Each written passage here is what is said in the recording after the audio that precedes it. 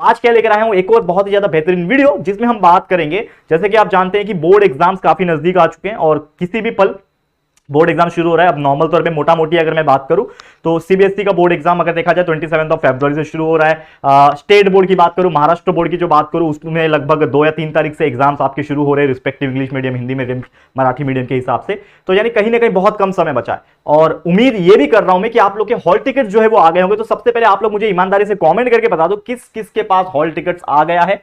फटाफट से कमेंट करके बताओ, क्योंकि मैं आपको आज एक ऐसी चीजें बताने वाला हूं जो आपको ऑलरेडी पता है लेकिन आप भूल जाते हो। ठीक है, और ये चीज करना बहुत ज्यादा जरूरी हो जाता है। एक बेसिक चीज है जो लाइफ में बहुत ज्यादा इंपॉर्टेंट है जब आप खासकर 10th का बोर्ड एग्जाम या फिर 12th का बोर्ड एग्जाम देने जा रहे होंगे। तो सबसे पहले अगर आपके पास हॉल टिकट आ गए हैं तो ये जो चीजें बताने जा रहा हूं, ये काम जो बताने जा रहा हूं, ये जरूर से कर लेना कुछ ही दिनों के अंदर। ठीक है, सबसे पहला जो देख पा रहे हो आप लोग बोर्ड पे मैंने लिख रखा है, जो कि है चेक करना है आपको टाइम टेबल। जैसे कि बच्चे अभी भी मतलब 20 दिन 25 दिन बाकी है एग्जाम्स के लिए, किसी का 15 दिन बाकी है, किसी का 10 दिन बाकी है, बच्चे आज भी कंफ्यूजन में हैं। कुछ बच्चे ऐसे हैं, बोलते हैं कि सर हमने ऑनलाइन किधर से तो देखा कि यार ये डेट को ये वाला सब्जेक्ट है, हमारे हॉल टिकट में कुछ अलग ही है। तो मैं आपको एक चीज बताता हूं, जो हॉल टिकट में प्रिंट हुआ है वही आपका एक्यूरेट है, बाकी किसी पे भरोसा मत रखो, किसी भी XYZ के ऊपर भरोसा मत करो, किसी भी ऑनलाइन चीजों के ऊपर भरोसा मत करो, किसी भी यूट्यूब पे भरोसा मत करो। लेकिन आपके जो हॉल टिकट में प्रिंट होके आपको मिला है, अगर आपको स्कूल से वो चीज मिला है तो वही परफेक्ट है, उस पर भरोसा करो। बाई चांस हो सकता है 99.9% एरर तो नहीं होगा, लेकिन अगर कुछ एरर है तो आप क्रॉस वेरीफाई कर लेना। तो 100% आप चेक करो आपका हॉल टिकट, उसमें जो सब्जेक्ट्स है, उसमें जो डेट है, उसमें जो डे है और उसमें जो टाइम है, वही आपका सबसे एक्यूरेट टाइम टेबल है और उसी को आपको फॉलो करना है। वैसे तो ये प्रॉब्लम बहुत रेयर केस में आती है, लेकिन फिर भी एक बार क्रॉस वेरीफाई जरूर करना, ताकि ये तो पता चले कि कहीं आपके हॉल टिकट में मिस्टेक तो नहीं है। कहीं आप कुछ सोच रहे थे कि ये तारीख को तो मैथ्स का था और पता चला कि उस दिन किसी और का सब्जेक्ट है। इसे रेयरेस्ट ऑफ रेयर केस हुआ है काफी। ऐसे मैंने बच्चों से बात किया है, एक आध बच्चे बोलते हैं कि सर हमको तो लगा आज मैथ्स का पेपर है, हम साइंस का पेपर पढ़ के आए थे। तो ये सब चीजें होती हैं दिक्कत, तो जाने दो वो सब चीजें, लेकिन एक बार क्रॉस चेक करना। सेकंड पॉइंट मेरी तरफ से ये है, keep at least 2 to 3 copy with you.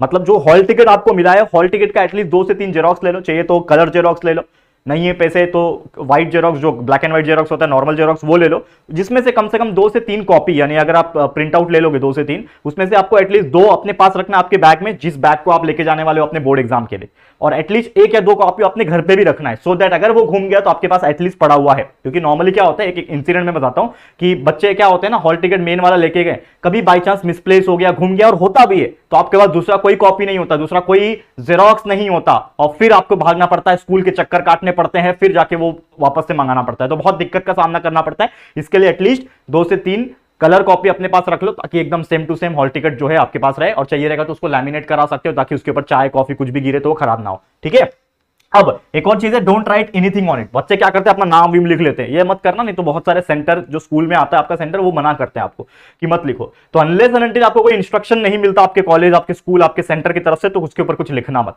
अपने पास संभाल के रखो उसको। तीसरा पॉइंट ये है कि कीप योर ड्रेस, जो आप ड्रेस पहन के जाने वाले, स्कूल यूनिफॉर्म लगता है, आप सभी जानते हैं कि हम बोर्ड एग्जाम जब देने जाते हैं तो हमें स्कूल यूनिफॉर्म में ही जाना होता है। आपका जो ड्रेस है उसको हमेशा क्लीन रखना और रेडी रखना। क्यों होता यह है कि बहुत सारे बच्चों में मैंने देखा है, लास्ट में कभी किसी का यूनिफॉर्म फट गया, कभी कुछ ऐसी चीजें आ गई जो खराब करती है यूनिफॉर्म को। जैसे एक एग्जांपल के तौर पर बताता हूं कि महाराष्ट्र स्टेट बोर्ड के लिए एक एग्जाम ऐसा है जो कि होली के आसपास पड़ रहा है, मतलब 7 या 8 तारीख को पेपर है, 7 को होली है। तो बच्चे क्या करते हैं, कभी कभी ऐसा होता है कि गली मोहल्ले में होली लोग खेलते हैं, कपड़े बाहर सूख रहे होते हैं या फिर कहीं पे भी होते हैं, तो अगर बाई चांस आपके ड्रेस के ऊपर कलर लग जाता है, तो यार ये सेंटर की तरफ से नोटिफिकेशन आया हुआ है, मतलब एक तरीके से कहा गया है कि अगर आपके ड्रेस के ऊपर कलर लगा है या फिर कुछ ऐसा है, तो सेंटर वाले आपको घुसने नहीं देंगे यार।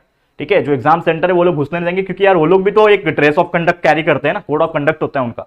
तो यार एटलीस्ट ख्याल रखना कि आपका जो ड्रेस है वो एकदम शुद्ध रहे, मतलब क्लियर रहे, कोई दाग धब्बे, कलर विलर, खासकर कलर होली का टाइम है तो कलर तो बिल्कुल ना लगे, नहीं तो पता चला उधर पे पहुंचे हो पूरा लाल पीला हरा नीला होके गए हो, ठीक है, और जाके उधर पे नहीं एंट्री नहीं मिलेगा तुमको, जाओ यहां से, और आपका पूरा करियर भी खराब हो जाए। तो यार ये तो मत करना। साथ ही में आपके फेस पे कलर नहीं लगना चाहिए। अगर आप होली खेल रहे हो, उसके अगले दिन 1-2 दिन के बाद पेपर है, तो आपके फेस पे अगर होली का कलर लगा है और वो एक ऐसा कलर है जो छूट ही नहीं रहा है, तो यार बहुत दिक्कत का सामना करना पड़ता है। आपका हॉल टिकट में शक्ल और आपका शक्ल मैच ही नहीं होगा, वो बोलेगा तू नहीं है, तू भाग यहां से, तू कोई और है ऐसे करके आपको भगा दिया जाएगा। तो ये बिल्कुल मत करना, होली नहीं खेलना है। अगर खेलना भी है तो आप नॉर्मली गुलाल से खेल सकते हो, जो सिर्फ वॉश करने से ही बाहर निकल जाता है, नो परमानेंट कलर। याद रखना है मेरी बात, ये बहुत लोग के साथ हुआ है गलत, ये बिल्कुल नहीं होना चाहिए। ठीक है, इसके अलावा अगर मैं बात करूं, चेक